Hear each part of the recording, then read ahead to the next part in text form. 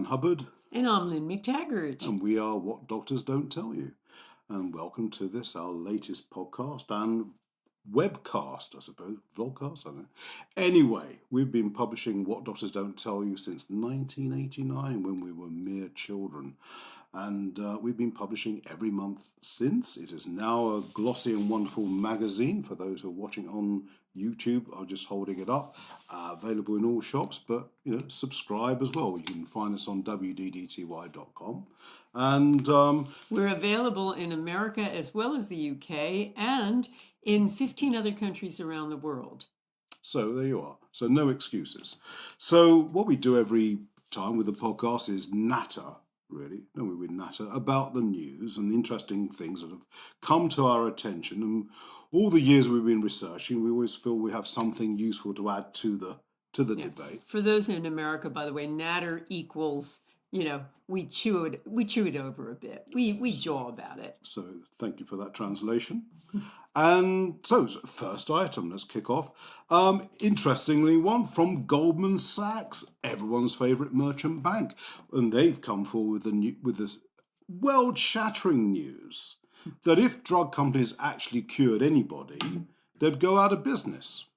And Goldman Sachs and many, many institutional investors have been pouring money into drug companies for many, many years because they're highly profitable, which would also suggest, therefore, they can't be curing anyone. And this all came to light because Goldman Sachs have been sort of umming and ahhing about making major investments into drug companies that are involved in a new form of drug called gene therapy. And the trouble with gene therapy is actually curing people. And Goldman Sachs says, well, that's no good because you're losing your market every time you cure someone. And they sort of point out one particular therapy that caught his eye, which is treatment for hepatitis C, which was achieving cure rates of more than 90%, 90%. And at the peak, a few years back, it was churning over $12.5 billion in sales. Unfortunately, this year, sales will be down to $4 billion because the market's disappearing because people are being cured of the problem. And they're really urging the drug companies not to pursue this because they're saying it may be fine for society and it may be wonderful for patients, but it sure ain't good for investors. Which I think is very interesting because that's always been the issue with drug companies, how they've always had their investors to worry about to ensure there's a good profit, when ostensibly they're actually there for the good of mankind. And it's a terrible stress, and you've got to please one of the two masters. Well, and I think this is the real nub of it, is should we have a model for medicine that's for profit? If you do, as you say, you're real... the emphasis always has to be on investors. But here's the problem, an even bigger problem with medicine, which is essentially drugs don't cure. I always have a challenge. I've been sending this challenge out since I think about 1996, just a few years after we started. And that is, tell me a drug out there, and I'm not talking about gene therapy, that's something new, but an ordinary drug out there that actually cures something besides antibiotics. And antibiotics are actually starting to not work anymore too. But if you think about it, the whole coterie of drugs we have out there don't actually cure anything. They might maintain, they might take away some pain. They definitely are going to cause other kinds of problems with all kinds of side effects, but they don't cure. And that has a lot to do with what Goldman Sachs has said, the whole financial model. You need, as a drug company, two things. A vaccine, because that means a ready market for everybody, particularly a vaccine for babies. Everybody gets it. Or a drug that is for some sort of chronic problem that needs to be taken for life. When you get that kind of thing, it's gold dust. And that's pretty much most chronic illnesses, when they're managed by a drug. So this is the whole crux of why medicine doesn't work. It's relying on a business model, and it's relying on chemistry to try to change something in the body that has loads of other effects. The other big problem with drugs is that they think that if you slot A or tab A into slot B, it's only going to fix that little bit. The problem is that our bodies are so holistic and interconnected that it also affects slot C, D, F, and so on. And so you get all kinds of side effects. So here's a whole bunch of central issues about medicine and why modern medicine doesn't work, Bri. Okay. Okay, and talking about slot A, tab B, or whatever it was, and the knock-on effects, that's already come out in an interesting study that estimates that the cost of drug reactions, side effects, and knock-on problems from pharmaceutical drugs is costing the US $528 billion a year. And which is round about 16% of the total healthcare bill in the States every year. And when you think the US spends more on healthcare than any other country, that's quite an alarming figure. I mean, they're not entirely sure. The figures could even be worse than that. That's an average, they think. At the high end, it could be even $672 billion.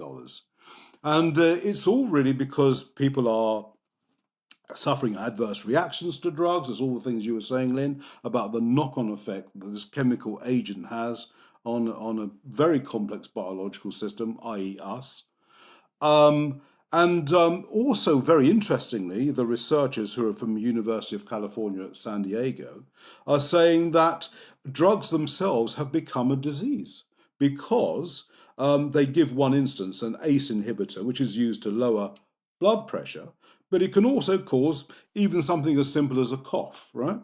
The cough then requires a cough remedy that includes an ingredient that increases blood pressure and raises the risk of sleepiness and falls. So in all these cases, it's a knock-on effect. And so you get to the point eventually where someone in their 60s plus could be easily on 7 or 8 prescription drugs a day. And of course, again, we don't know the chemical reaction between all of those drugs in that chemical cocktail. But, it's really following on from what we were saying earlier about how drugs don't actually cure, but they do treat the symptoms, and but with terrible consequences. Well, this is the thing. I think it's so underappreciated, but we now know that, and this was the Journal of the American Medical Association, no less, that drugs, correctly prescribed drugs are the third leading cause of death in America and probably the Western world.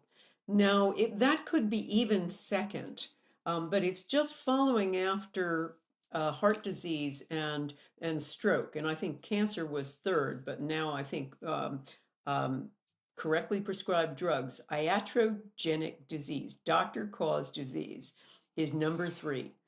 And it is all about their tools. It's not their intentions and all sorts of things like that. It's the tools they've got. And this chemical agent, as you say, has all kinds of knock-on effects that require other drugs to deal with those knock-on effects. And we do know that polypharmacy, which is what we're talking about, having to take loads of drugs, is standard for the over 50s now. And that is the big concern we have. I like to always say about medicine that if we're talking about emergency medicine, conventional medicine is unparalleled. If we get run over walking out of this studio, we want the best of high-tech medicine to put us back together again. But for anything else, most of those chronic conditions, there is a holistic, usually alternative approach that works better in just about every case. And so following on from that, Lynne, people say, well, you're just anti-doctor, what doctors don't tell you. But, it's not quite as simple as that. I mean, we're not anti-doctors per se. We think they're very super smart, super caring, super wonderful human beings who probably give more time than almost anybody in the care of others. Our complaint is about the tools they've been given and the fact they are only given drugs to deal with patients, and they're not seeing patients getting better. And, it isn't surprising that we see the rates of early retirement, even suicide, are higher amongst doctors than any other profession. And I think there is a special reason for that. Absolutely. They went into medicine to cure people and they're not curing people. It must be incredibly frustrating. The whole model uh, with drugs and surgery, surgery is slightly better. It can do things like amazing things like hip replacements, etc. It can be heroic, wonderful, cure or treatment. But a lot of times it also causes all kinds of problems. People die on the table, people have untoward reactions. And so once again, those very extreme tools that can do a lot of harm are all they've got in their toolkit. And that's their issue and frustration. And I think another argument they say is, well, yes, okay, we accept the limitations of what we have, but there's no evidence that anything else actually works. And this is where What Doctors comes in and takes real issue with that, because there's always plenty that's going on. And I think what is really interesting is that there's an enormous schism between what is being researched in terms of healthcare and what is being practiced. There are many top institutions from Cambridge, Oxford, Harvard, you name it, who are researching nutraceuticals, nutritional approaches, which are working better than drugs. But the doctors never get to practice this. And that's really the issue. And we got a few points on that one. For example, quite recently, the Children's Hospital of Philadelphia came up with a report that showed that antioxidant supplements, and especially vitamin E, can combat mitochondrial disease. The mitochondria is the powerhouse of the cell, and it's a genetic disorder, and it's linked to ME, chronic fatigue, diabetes, bipolar, schizophrenia, Alzheimer's, and Parkinson's, which isn't really surprising when you think the powerhouse of the cell is being affected. But vitamin E especially, and antioxidants in general, are actually combating this problem. And they've done some proper research into this. It's been tested, and they've found that it is working very well. And it's also helping to reduce a thing called oxidative stress, which is an imbalance between the immune system's production of free radicals and its ability to cope with them. And it is this rush of free radicals which is at the heart of many diseases. And but they're finding these vitamins actually are beginning to work. Well, they are working, and they're beginning to discover that they are. And all sorts of things that are related to the problems, such as muscle weakness, visual problems, hearing problems, heart, liver, and kidney diseases, GI problems, gastrointestinal problems, are all being helped by vitamin E in particular. And it's science, guys. It's been researched, and it's found it works. I mean, we're always surprised by how much copious science looks at alternatives and demonstrates that they do work. There's an enormous amount of evidence. We cover it all the time, every month. And it's not just about supplements and so-called integrative type stuff, functional medicine. It's also the whole range, all those alternative things from, the standards like acupuncture and homeopathy to the very outer rim. There is new evidence coming forward all the time that incredible things work. But one of the frustrations too is a PR problem. And for instance, just talking about ME, chronic fatigue, there was a study that was rushed out, which we reported about, that absolutely was manipulated to say that exercise and cognitive therapy are the things that work. And they were clearly not. And the evidence, when looked at again, was demonstrated to be false. So this is another problem we have, which is, by we, I mean all of us have, which is the information we're getting is oftentimes biased, is oftentimes manipulated by either the drug companies or researchers who are pressured or want to come up with a particular conclusion. So that's where we come in. We try to give you the news that other people don't give you. We try to basically breakthrough fake news. And here's another piece of research, again, talking about how supplements and nutraceuticals can actually help with disease. Another one here, another supplement called nicotinamide riboside, NR, I'll just stick to NR if you don't mind, actually makes the whole heart system, the cardiovascular system, younger.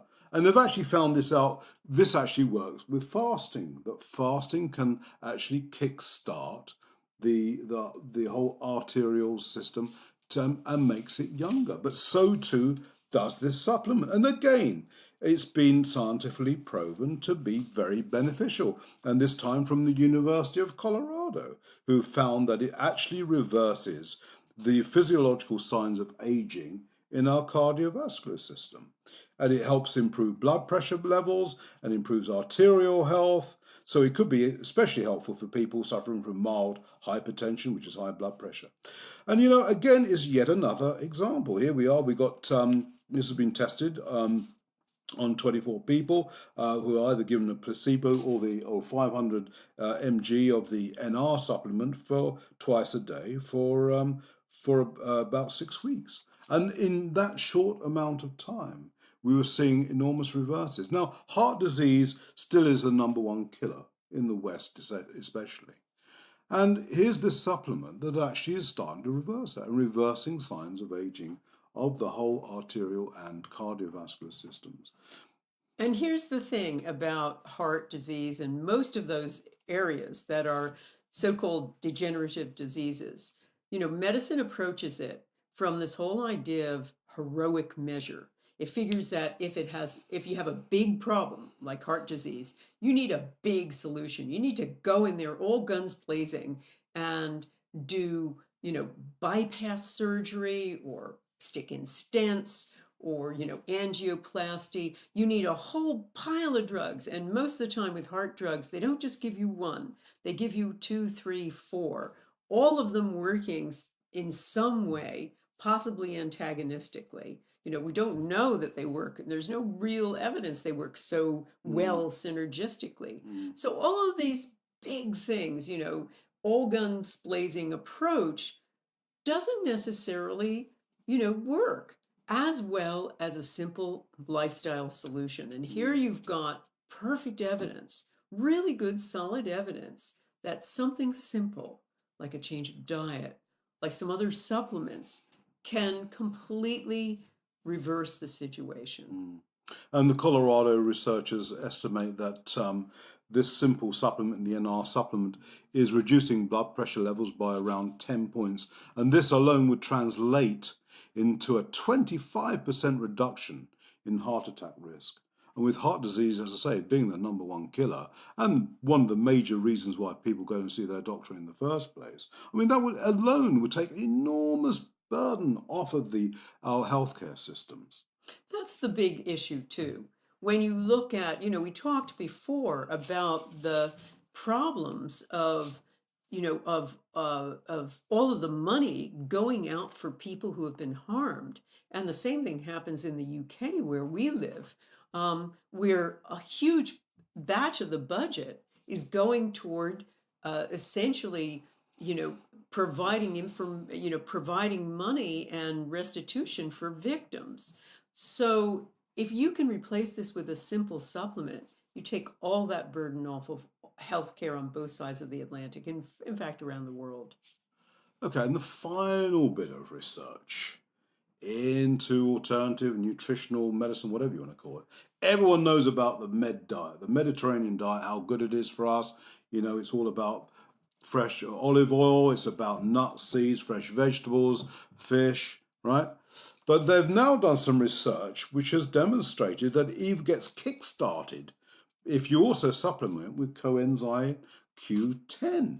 And that alone counters cognitive decline, reduces inflammation, which, as we know, inflammation is linked to most every disease, from heart problems, arthritis, through to some cancers. And it also stops deterioration of muscles and tissues. And the only thing is they say, well, but it is important, you stick with it, which isn't really very surprising because nothing works if you don't stick with it. But they've found that that really gives a super boost to the med diet and its many benefits just by adding that supplement. And again, incredible impact on so many parts of our bodies and how incredibly important it is. And they say they don't really understand why it works, but they do think it's because it lowers lipids or blood fats, which protects again from our old friend oxidative stress, where again free radicals are not being sucked up by our systems. This particular substance, coenzyme Q10, is so important and particularly important for heart disease, so little understood by medicine. I mean, one of the interesting things that happens with statins is that it lowers CoQ10 levels, and that can have catastrophic effects, which is why they add them in now to a lot of statins, or they suggest people supplement with CoQ10. So now we're seeing a wider application of this miracle substance, that it's just helpful in all kinds of aspects of aging, not just your heart. So it really has to be in everybody's vitamin drawer, anybody over 50, I would say. And again, look, this is yet more research, and we come up with this every week. There is yet more research that this stuff works, and it's proper research. It's proper science, as they would like to see. It's not been tampered with. There's no spin associated with it, and it's working. Absolutely. But it doesn't make money for the drugs companies, you see. Absolutely. Talking of which, let's go back to the old friends, the drugs, and especially the opioids, the painkillers, which has caused an absolute epidemic, especially in America, where many, many hundreds of thousands of people are hooked on these drugs, because I think they affect the pleasure part of the brain. And one reason for the epidemic, apart from people are getting them illicitly on the web, is that doctors themselves have forgotten they've made out a prescription for them. And this is one reason why we've been seeing so many more drugs out there. They did a survey amongst doctors and who admitted that they had actually, in retrospect, had actually prescribed more of these drugs than they realized. But I know, Lynne, you want to talk, because opioids are painkillers, and I know you want to say something about reducing pain. Well, I think there's a lot of things to say about pain and the treatment of pain. One of the amazing things that we've just unearthed, that's going to be in an upcoming issue of What Doctors Don't Tell You, is that a good amount of pain has nothing to do with a mechanical cause. This was extraordinary. There's some amazing research showing that things like back pain, which affects 80% of adults at some point in their lives, a huge percentage of it is caused by bacteria. Now, again, a study demonstrating that the simple bacteria that causes acne also somehow gets into the bones and causes back pain. There's also incredible other evidence that bacteria, different kinds of strains of bacteria, could be behind things like ankylosing spondylitis, which can, be crippling. It's a form of arthritis that can land people in a wheelchair. And we certainly have a subject who was given that kind of forecast in his 20s, and he's now playing squash. All he needed to do was to go on a low starch diet, and he completely reversed his situation. Aside from bacteria and things like that, infections, bugs, another big cause of pain is stress.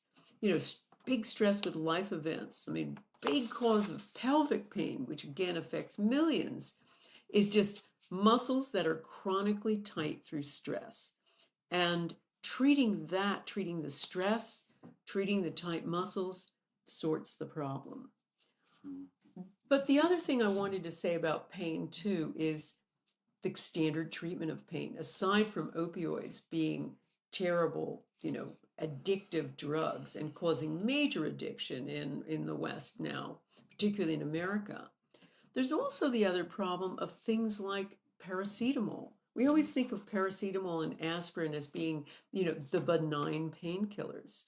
But there's new evidence, again, we just recently unearthed in this issue, our current issue, showing that paracetamol also blunts our emotions. It doesn't just take care of the physical pain, it also blunts emotional pain and emotions per se, makes us less caring, makes us less fair, all kinds of things like that.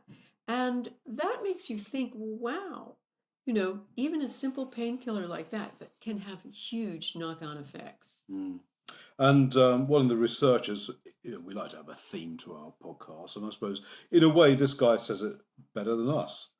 Because at the end of his study into this overprescribing of opioids, which, as I say, the doctors didn't realize they were doing, but he said most believe they're doing the right thing, but we need to directly address this thinking to be sure they are not part of the problem. And I think that's it, isn't it? In a nutshell, really. Doctors are trying to do the best. They think they are doing the best, of course. But often they're not, because of the tools they've been given, because of the drugs they've been given. Well, and luckily, too, we're now moving toward the whole idea of integrative medicine. And that's taking off much more in the US than it is in the UK right now, but it's seeping into the UK too and other parts of the West, where the doctor essentially is widening his toolkit. He's saying diet, exercise, supplements, these are tools too. These are major tools, and maybe I can use these as a first port of call. And on that point, I think we have to get the regulatory bodies a bit more up to speed as well. I mean, for many doctors who don't prescribe enough drugs, as we know in the UK, they can face sanctions by the General Medical Council. And, because they're not seen to be practicing medicine as set out by the various bodies, which includes, enormous amounts of drugs. If they're not doing that, then they can face the rap. And this is so the whole system needs to be reviewed from the disciplinary groups down. Well, and the problem is the disciplinary groups and and the people who supposedly regulate, they're all part of the drug industry. It's now been the situation for a number of years now where, as we've talked about earlier on earlier podcasts, where most of the people in the Food and Drug Administration or the Centers for Disease Control are ex-drug people. And so they're not gamekeepers anymore. The poachers are there instead of the gamekeepers. So what I think we really need, Brian? I think we need a new campaign like the Me Too movement. We need something that really liberates medicine. Hashtag liberate medicine. Okay, good. And we'll bring the doctors with us. Absolutely. All right. Well, look, I think that's about it for another week. And I think we put the world to rights in slightly less than 30 minutes. So thanks again for listening or watching, if that's the case. And we hope to catch up with you again soon. In the meantime, check us out and subscribe to our wonderful magazine if you haven't already done so. So from me, Brian Hubbard, farewell. And from me, Lynne McTaggart, see you next time.